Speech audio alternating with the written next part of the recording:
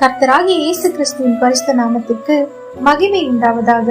உலகில் அன்பை தேடி அலைகிற தெய்வ பிள்ளையே, இன்றைக்கு உன்னோடு கூட ஆண்டவர் பேசிக் கொண்டிருக்கிறார். நான் எல்லாரும் மேலேயும் உண்மையான அன்பு வைக்கிறேன், ஆனா என்கிட்ட எல்லாரும் பொய்யா பேசுறாங்க, பாசம் இருக்க மாதிரி நடிக்கிறாங்க.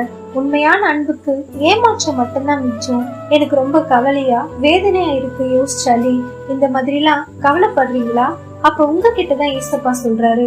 ஏசையா 49:15, ஸ்திரியானவள் தன் கர்ப்பத்தின் பிள்ளைக்கு இறங்காமல் தன் பாலகனை மறப்பாளோ? அவர்கள் மறந்தாலும் நான் உன்னை மறப்பதில்லை என்று கர்த்தர் சொல்கிறார். ஆமாங்க, தாயினும் மேலான அன்பு நம் இயேசுவின் அன்பு. இந்த வசனத்துல ஒரு தாயின் அன்பிற்கு ஒப்பிட்டு சொல்லப்பட்டிருக்கு. குழந்தை இருக்க தாய்மார்களுக்கு தெரியும் அவங்க பிள்ளைகளை அவங்க எப்படி நேசிப்பாங்கன்னு. ஒவ்வொரு நேரமும் தன் குழந்தை மேலதான் கண் இருக்கு. அவங்க எங்க போனாலும் அவங்க இருதயத்துல தன் பெற்ற பிள்ளைகள் இருப்பாங்க. அவ்வளவு பாசமும் அன்பு ஒரு தாய் தன் பிள்ளைகள் மேல வைத்திருப்பாங்க. அப்படியேப்பட்ட தாய் கூட தன் பிள்ளைகளை மறந்து போயிடலாம், ஆனா ஏசப்பா உங்களை எப்பவுமே மறப்பதில்லை என்று கர்த்தர் சொல்கிறார்.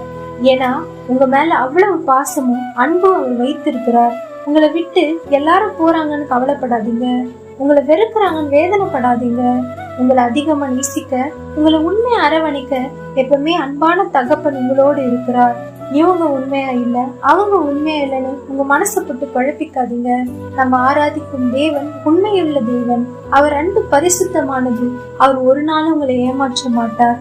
ஒண்ணு மட்டும்தாங்க, இந்த மனுஷன் ஏமாத்திட்டாங்கன்னு வேறொரு மனுஷனை தேடி போகாதீங்க, அங்கேயும் ஏமாந்து போயிடுவீங்க.